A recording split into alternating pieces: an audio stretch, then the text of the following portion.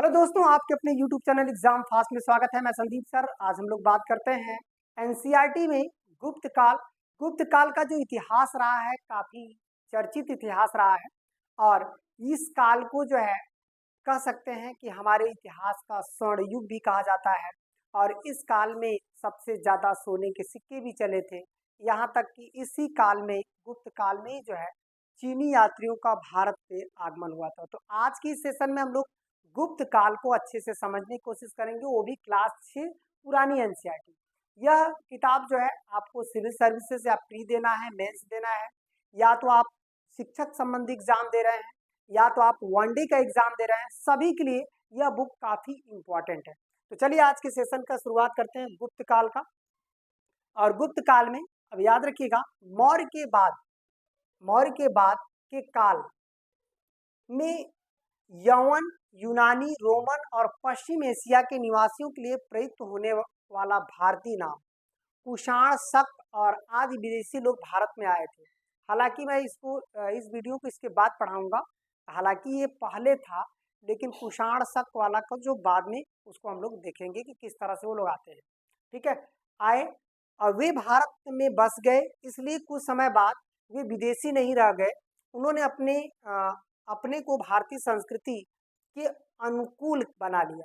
साथ ही भारतीय संस्कृति में उन्होंने अपनी ओर से नई चीजें भी जोड़ी। ऐसा प्राय उन सभी नए लोगों के साथ हुआ जो भारतीय उपमहाद्वीप के विभिन्न भागों में आकर बस गए थे।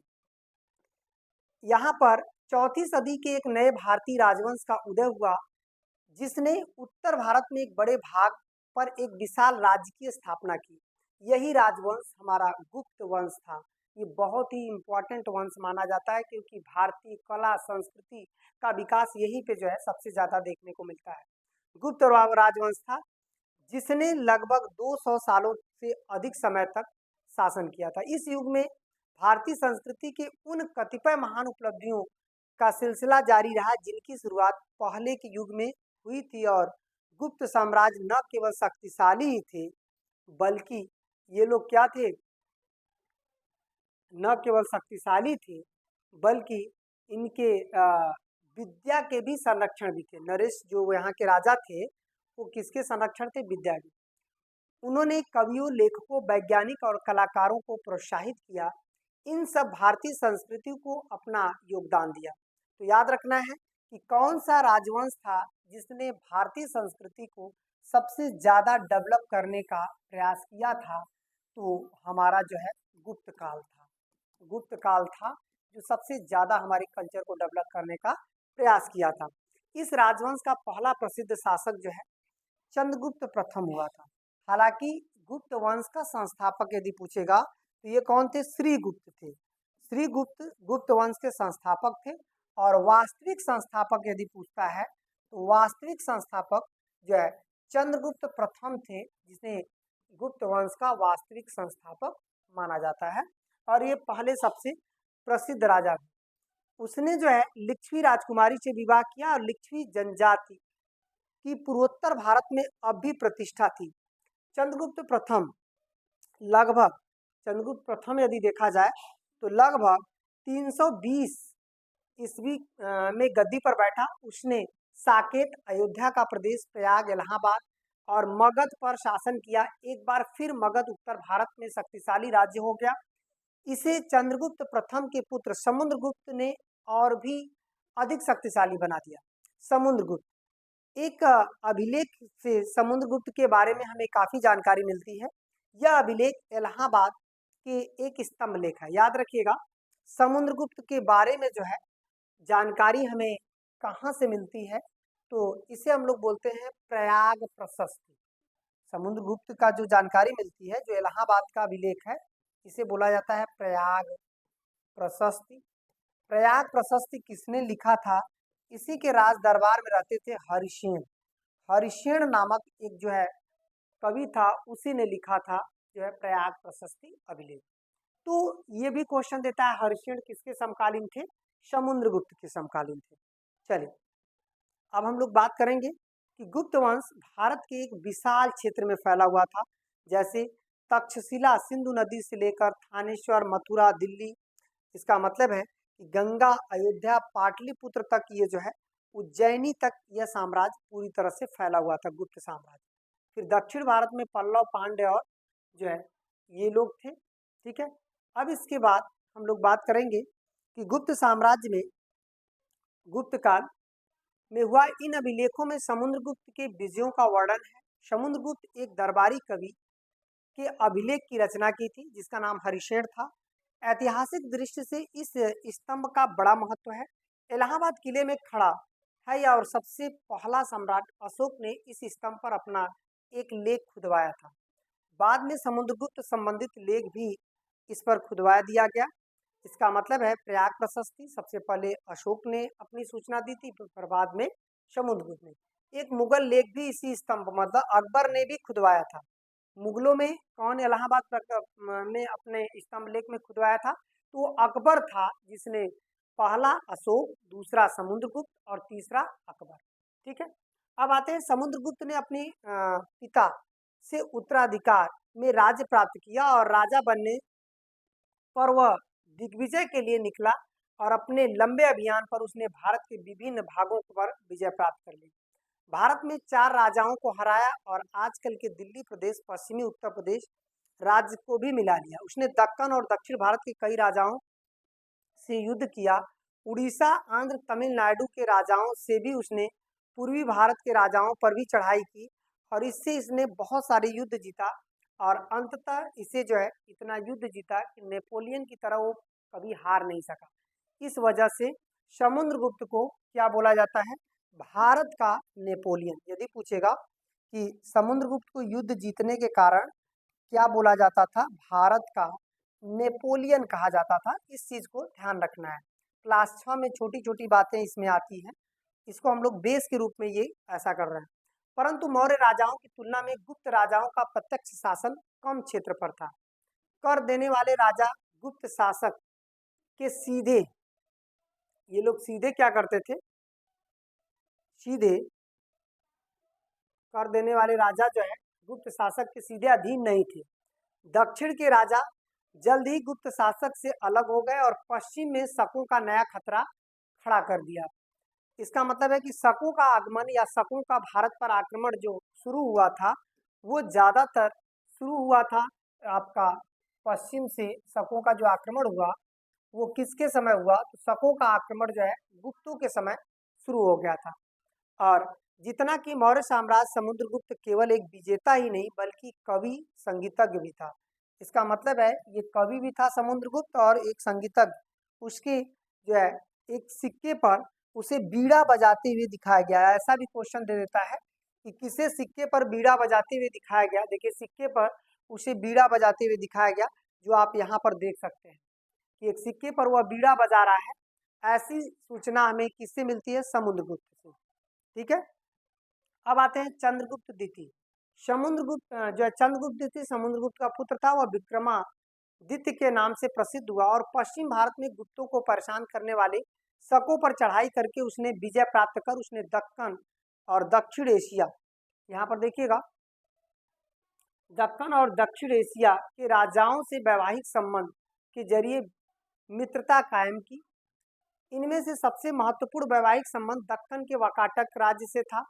विद्या और कलाओं के संरक्षण के रूप में चंद्रगुप्त द्वितीय सबसे अधिक जो है स्मरण किया जाता है। उन दिनों राजाओं, यदि किसी दार्शनिक, कवि या लेखक की रचना प्रसन्न होता था तो राजाश्रय, मतलब राज दरबार में इस बात पर गर्व होती थी और उसे इनाम भी दिया जाता था। यहाँ तक कि देश का बुद्धिमान कुछ पंडित भी मौजूद थे। चंद्रगुप्त द्वितीय के बाद में कई शासक कमजोर निकले और मध्य एशिया के हुणों ने उत्तर की ओर से आक्रमण करके उनकी परेशानियों को और बढ़ा दिया। हुणों खानाबदोश लोग थे, मतलब एक जगह निश्चित नहीं थे, वह जगह जगह हमला करते थे। और हुण लोग जो है हमला करके ज़्यादा से ज़्यादा धन इकट्ठा करते थे और फिर अपने देश या अपने क्षेत्र में वापस चले जाते थे। अब देखिए, उन्होंने चीन पर हमला करने की कोशिश की परंतु पराजित हुए, इसलिए वो मध्य एशिया में फैल गए। भारत की दौलत के बारे में सुनकर उन्होंने लगभग 5वीं सदी के उत्तर भारत पर हमला किया और लगातार हमलों के कारण गुप्तों की शक्ति क्षीण हो गई और अंत में हुण पंजाब और कश्मीर के शासक बन गए। करीब 100 साल तक पूर्ण शक्तिशाली बने रहे।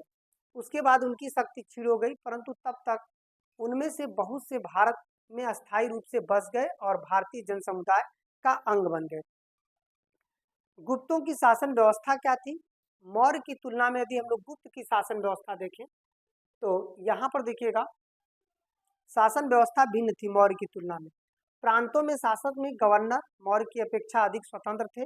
उदाहरण के लिए वो अपने हर काम के लिए राजा की अनुमति नहीं लेते थे। जैसे मौर्यों में क्या था कि हर काम के लिए वो राजा से अनुमति लेता था, और गुप्तों में ऐसा नहीं होता था।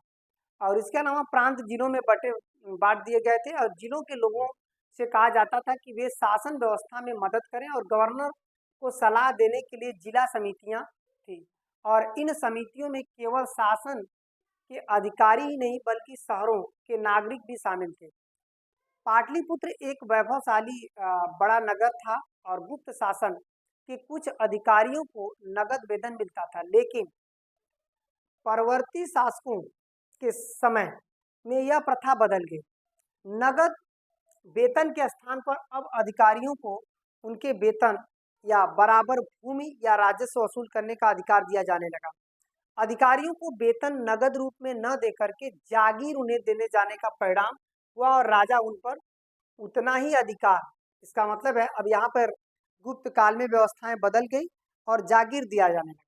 उतना ही अधिकार देता था, नहीं जितना कि मौर्य साम्राज्य अपने अधिकारियों पर था।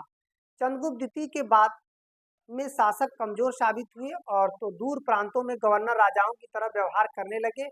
तब तक गुप्त साम्राज्य भंग हुआ, और इन गवर्नरों ने अपने अपने छोटे छोटे प्रांतों को राजा घोषित कर लिया। वहाँ की जो सामाजिक व्यवस्था थी, समाज था, कुषाणों के समय में भारत बौद्ध धर्म का प्रचार मध्य एशिया और पश्चिम एशिया में सक्रिय रहे, और कुछ चीन तक भी पहुँचे। जब चीनी लोग बौद्ध धर्म में दिलचस्प बढ़ी तो उनके कुछ विद्वान भारत में उपलब्ध मूल धर्म ग्रंथों का अध्ययन करने के लिए इच्छा हुई। इन चीनी विद्वानों में एक था फाहियान। फाहियान को थोड़ा सा आपको ध्यान रखना है। सोचिए कि ये सब क्लास 6 में है, लेकिन आपके एग्जाम के लिए बहुत इंपॉर्टेंट है। फाहियान ये कब आया था? ये चंद्रगुप्त द्वितीय के दरबार में आया था, चंद्रगुप्त सेकंड के दरबार में आया था। ठीक है, और ये कब आया था? 399 ईस्वी में आया था। ये चीन से आया था, रवाना हुआ और गोबी मरुस्थल होते हुए, मतलब मध्य एशिया को पार करके भारत पहुंचा। वह भारत के विभिन्न बौद्ध विहारों में कई सालों तक रहा। उसने बौद्ध ग्रंथों का अध्ययन किया और अपने साथ चीन लेकर जाने के लिए पुस्तकें इकट्ठा की। चीन वापस लौटने पर उसने अपनी भारत यात्रा के बारे में एक ग्रंथ लिखा। फाहियान के विवरण से गुप्त कालीन जीवन के बारे में हमें बड़ी उपयोगी जानकारी मिलती है। फाहियान लिखता है कि बौद्ध और ब्राह्मण आपस में शांतिपूर्ण, इसका मतलब है कि बौद्ध ये जो है, ये लोग आपस में क्या करते थे? शांतिपूर्ण रहते थे, और अपने भारत की धन दौलत की समृद्धि की भूमि और उनकी प्रशंसा की। लोग कानून का पालन करने वाले और ईमानदार थे। कानून नरम थे और उन्हें दंड भी कठोर नहीं थे। गांवों की संख्या बहुत अधिक थी। कृषि भूमि पर करों से राज्य की आमदनी होती थी। मतलब गुप्त काल के सबसे प्रमुख आमदनी क्या थी? तो कृषि भूमि पर कर। हालांकि गुप्त काल में बलि था, मतलब बहुत सारे कर था, लेकिन सबसे मुख्य जो कर था, ये कौन सा कर था गुप्त काल में? कृषि भूमि पर कर। ये देखिएगा। अब बात करते हैं, यहाँ तक कि इस काल में स्रोतों से जानकारी मिलती है कि यहाँ पर मांस खाया जाता था, मतलब ये लोग मांसाहारी भी थे। समाज जो है यहाँ पे जातियों में बटा था। अधिकतर जातियां आपस में मेलजोल से रहती थी, और यहाँ पर जातियां आपस में मेलजोल से, परंतु नगरों में एक ऐसा वर्ग भी था जिसने साथ बुरा व्यवहार किया जाता था। ये लोग थे अछूत। मतलब कि अछूत लोग की व्यवस्था, आप कहते हैं कि नहीं, ये अछूत की व्यवस्था जो है अंग्रेजों को या सल्तनत काल से नहीं बल्कि गुप्त काल से ही ये व्यवस्था चल रही थी। अछूत थे, उन्हें बाकी नगरवासियों से दूर नगर के बाहर रखा पड़ना पड़ता था। इतना अपवित्र माना जाता था कि उच्च जाति के लोग उनकी तरफ देखना तक ठीक नहीं समझते थे। गुप्तकालीन समाज के बारे में यह निश्चय ही एक बुरी बात थी, और दूसरे मनुष्यों के प्रति इतनी निर्दयता एक गंभीर दोष था। व्यापार पहले के काल में व्यापार में वृद्धि होने के कारण नगर बढ़े और समृद्धि हुई। गुप्त काल में भी आरंभिक दौर में यह समृद्धि जारी रही। न केवल भारत के भीतर और पश्चिम एशिया के साथ साथ बल्कि दक्षिण पूर्व एशिया के साथ भी व्यापार होता रहा। बहुत से व्यापारी माल लेकर विदेश में जाने लगे और उसे जो है क्या करने लगे, मुनाफे के रूप में बेचने लगे। व्यापार में काफी वृद्धि हुई, ये देखिएगा, व्यापार में काफी वृद्धि हुई। साथ ही साथ समुद्री यात्रा और जहाज निर्माण के ज्ञान भी में वृद्धि हुई। पहले से बड़े जहाज बनाए जाने लगे और पश्चिम तथा पूर्वी तटों के बंदरगाहों में पहले से अधिक जहाज झुंड बनाने लगे। गंगा नदी के मुख्य प्रदेश डेल्टा में स्थित ताम्रलिप्ति ताम्लुक बंदरगाह, इसका मतलब है कि ये गंगा नदी के डेल्टा में है ताम्लुक, जो दक्षिण पूर्व एशिया के सुवर्ण भूमि मतलब वर्मा, यवन द्वीप, जावा, कंबोज, कपूचिया जैसे देशों के साथ सबसे ज्यादा व्यापार होता था। भड़ौच, सोपारा, कल्याण पश्चिमी तट पर जो है बंदरगाह थे और वहां पर भी दक्षिण पूर्व जहाज भेजे जाते थे। याद रखिएगा, जो आपका भड़ौच है ये गुजरात में है, सोपारा, कल्याण जो है ये महाराष्ट्र में है, ये सभी जो है कह सकते हैं कि पश्चिम की ओर बंदरगाह है। अब बात करते हैं धर्म, संस्कृति और बौद्ध। धर्म, संस्कृति और बौद्ध धर्म हिंदू धर्म, संस्कृत, भाषा, कला और भारतीय संस्कृति के रूप में दक्षिण पूर्व एशिया में पहुंचे। मतलब कि ये सब जो गुप्त काल में ही ये सभी, चाहे वो बौद्ध धर्म का, भारत के कल्चर हो, सब दक्षिण पूर्व एशिया तक इसी काल में पहुंचा था। संस्कृति के पहलुओं को पसंद किया जाता था, उन्हें अपना लिया जाता था और परंपराओं को और अपनी संस्कृति को भी कायम रखा जाता था। आज भी भारत और दक्षिण पूर्व एशिया के संस्कृति के बीच अनेक बातें समान है। मालावर तट, मालावर तट की कालीकट, कालीकट केरल में पड़ता है, ठीक है। वैसी कुचिन जैसे बंदरगाह में भारतीय वस्तुएं अफ्रीका, अरेबिया, ईरान और भूमध्य सागरीय देशों से ले जाई जाती थी और व्यापारियों के कफीले, सार्थ और धर्म प्रचारकों को भी जो है यहाँ पर स्थल मार्ग से मध्य एशिया, चीन तक जाया करते थे। लेकिन गुप्त काल के अंतिम दौर, जो गुप्त काल का अंतिम दौर था, आप देखेंगे गुप्त काल के अंतिम दौर भारत में व्यापार हास हुआ, मतलब भारत में व्यापार में कमी आई। गंगा मैदान के नगरों में इस अवनति के लक्षण प्रकट होते थे और इसका कारण आंशिक कारण था कि गुणों का हलचल से मध्य एशिया में पैदा हुई अस्थिरता परिस्थितियां एक अन्य कारण हो सकती थी। बाढ़ों से नदी मार्गों में हुए परिवर्तन से गंगा द्रोणी में वातावरण में आया बदलाव। गुप्त काल में धर्म क्या थे? हिंदू धर्म सबसे शक्तिशाली और सबसे बड़ा था। गुप्त काल में देवगढ़ मंदिर, देखिएगा, देवगढ़ का दशावतार मंदिर, ये आप देख सकते हैं, ये गुप्तकालीन मंदिर है, देवगढ़ का दशावतार मंदिर। और इस तरह से हिंदू धर्म में काफी ज्यादा जो है परिवर्तन हमें देखने को मिला था। अब देखिएगा, शब्द, गुप्त काल शब्द का प्रयोग नहीं होता था, बल्कि बाद में अरबों ने क्या किया, हिंद के निवासियों के लिए इस शब्द का इस्तेमाल किया। हिंदू लोग शिव, शक्ति और विष्णु का उपासक थे, क्योंकि उस समय शिव और विष्णु की उपासना बड़ी लोकप्रिय हो गई थी, इसलिए गुप्त काल के इस धर्म को भी हिंदू धर्म कहा जाता था। अधिकांश गुप्त नरेश वैष्णव थे, यानी विष्णु के उपासक थे। उन्होंने अश्वमेध जैसे धार्मिक यज्ञ भी किए, परंतु अब धार्मिक यज्ञ उतने नहीं होते थे जितने कि वैदिक काल में उन्होंने मंदिरों के निर्माण के लिए दान दिए। अब ब्राह्मण ने प्रार्थनाओं तथा स्रोतों की से विष्णु का उपासना किए जाने पर अधिक बल दिया। देवताओं की मूर्तियों की पूजा की जाने लगी। मतलब यदि क्वेश्चन ये दिया कि मूर्ति पूजा का जो शुरुआत हुआ था वो किस काल से हुआ था, तो गुप्त काल से ही जो है देवताओं की मूर्ति पूजा जो है शुरू कर दी गई। और यहाँ तक कि मंदिर निर्माण यदि पूछेगा कि मंदिर निर्माण कब से प्रारंभ हुआ, तो मंदिर निर्माण प्रारंभ हुआ था गुप्त काल से। ठीक है, ये दोनों बातें आपको ध्यान रखनी है। अब यहाँ पर जो गुप्तकालीन मूर्तियां हैं स्पष्ट रूप से बहुत सुंदर बनाई जाने लगी। अब यहाँ विश्वास किया जाता है कि लोगों को सदाचारी जीवन का मार्ग दिखाने के लिए विष्णु कभी कभी पृथ्वी पर उतरते थे और इसी को अवतार लेना कहते थे। विष्णु ने मनुष्य या पशु के रूप में अवतार लिया था। रामायण महाभारत जैसे पुराण ग्रंथ, कुछ पुराण इस युग के पुनः लिखे गए और इन्हें धार्मिक साहित्य माना गया। आज इन्हें हम संस्कृत के जिस रूप में पढ़ते हैं, इनका गुप्त काल में बना रूप है। वास्तुकला, इस युग में गुप्त राजाओं तथा अन्य शासकों ने विष्णु और शिव की उपासना, मतलब इसी की उपासना विष्णु और शिव की करते थे। आप देख सकते हैं यहाँ पर जो मूर्तियां हैं, ये देखिए, ये विष्णु की मूर्तियां हैं अजंता के चित्र में। इस मंदिर के निर्माण हेतु अनुदान दिए गए मंदिर अजंता एलोरा की तरफ पहाड़ियों को काटकर बनाई गई गुफाओं की भांति नहीं थे। इन्हें ईंट और पत्थर जैसी चीजों से बनाया जाता था और इस काल में आरंभिक मंदिर साधारण थे, लेकिन इसमें केवल एक कक्ष होता था जहां देवता की मूर्ति स्थापित की जाती थी और प्रवेश द्वार मूर्ति कला से सजाया जाता था। धीरे धीरे कक्षों की संख्या बढ़ती गई और 1, 2, 3, 4 और ज्यादा पहुंच गई। अतः बाद में शताब्दियों में मंदिर बहुत विशाल हुआ और उनके भीतर भवन बनने लगे। ठीक है, तो ये जो प्रथा थी, इस तरह से शुरुआत हो गई। अब बात करते हैं अजंता की गुफाओं को, हम लोग देख लेते हैं। ये देखिए अजंता की पूरी गुफाएं हैं, जिसका बाहर से जो है काफी डिजाइनें बनी हुई है अजंता की गुफाओं को। ठीक है, तो ये चीजें हैं और काफी मूर्तियां भी बनी हैं अजंता की गुफाओं में। अब बात करते हैं, ये देखिएगा लगे थे। यदि तुम सांची जाओ तो वहां बौद्ध स्तूप के पास इस काल से बना हुआ तुम्हें एक कक्ष जो है एक मंदिर देखने को मिलेगा।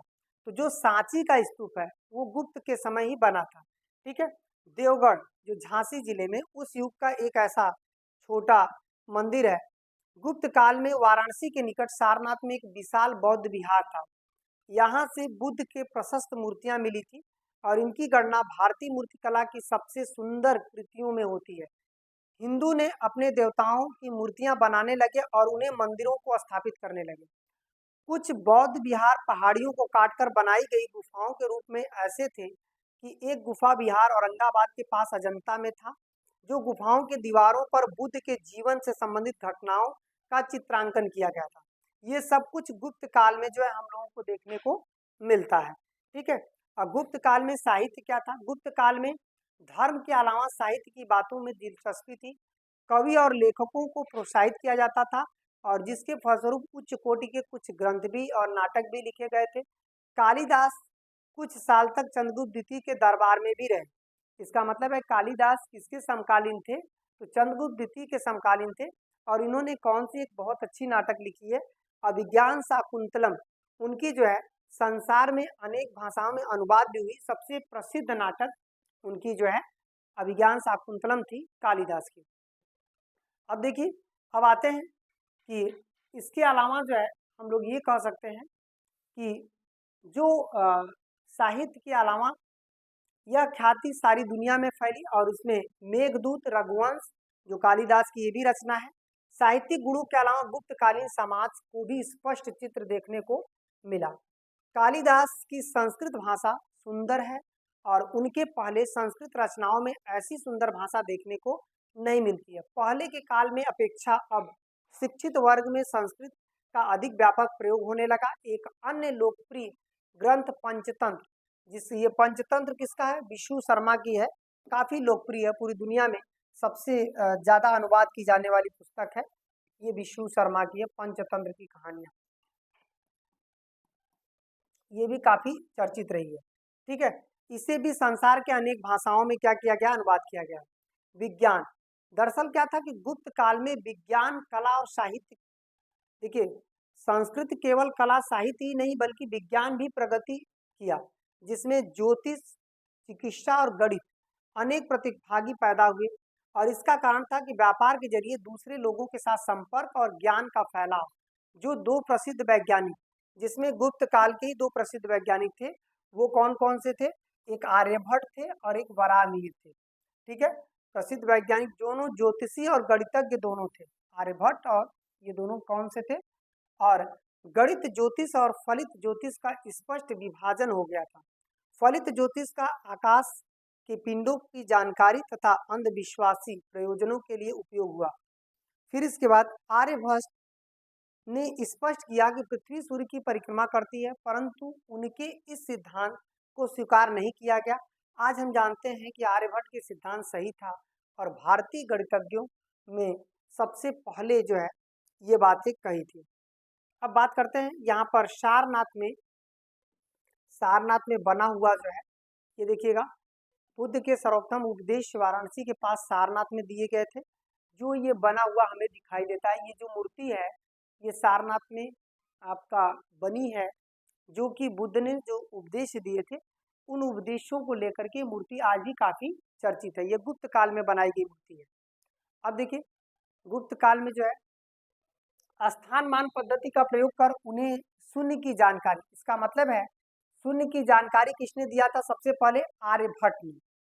शून्य की जानकारी पूरी दुनिया में, शून्य की जानकारी जो है आर्यभट्ट का ही माना जाता है। कुछ लोगों ने एक अज्ञात व्यक्ति को भी माना, ठीक है, लेकिन प्रयोग करना तो भाई आर्यभट्ट ने ही सिखाया था। प्रयुक्त था। भारतीय अंक पद्धति ने अंक संकेतों को अरबों ने अपना लिया, फिर वहां यूरोप ले जाया गया। अंत में जिन्हें अरबी अंक कहते हैं वे वस्तुतः भारतीय मूल के अंक है। धातुओं के ज्ञान से लोगों की बहुत दिलचस्पी थी और धातुओं को मिलने का प्रयोग, मतलब मिलाने के प्रयोग किए जाते थे। दिल्ली के मेहरौली के नजदीक एक लौह स्तंभ उत्तम किस्म के लोहे का उपयोग का उस समय का एक उदाहरण है।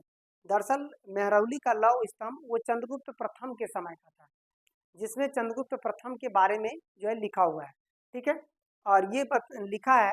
और यहाँ पर हम लोग ये कह सकते हैं कि इस तरह से अध्ययन विशेषकर व्याकरण और कोश रचना का भी ज्ञान बहुत उन्नत था। इस प्रकार गुप्त काल में ऐसी अनेक उपलब्धियां हुई जो एक उन्नत सभ्यता का घोतक होती है। इनमें से कुछ पहले के काल में विकसित हो चुकी थी और भारत के शास्त्रीय संस्कृति का मूल्यांकन के लिए पहले इन उपलब्धियों पर विचार करना आवश्यक था। अंशतः पहले के काल में समृद्धि के कारण ही गुप्त काल का विज्ञान और कला में प्रोत्साहन मिला। यह भी महत्वपूर्ण और भौतिक समृद्धि के उपयोग में विविध प्रकार का जो है ज्ञान उन्नत बनाने लगे। अब यहाँ पर हम लोग अभ्यास प्रश्न आ गया, ठीक है, तो इसको भी क्लास 6 की जो एनसीईआरटी जहाँ पे गुप्त काल की बात करें वो भी हम लोगों ने छोटा सा ओरली पढ़ लिया है। अब फिर हम लोग नेक्स्ट जो है वीडियो में फिर मिलते हैं, तब तक के लिए धन्यवाद।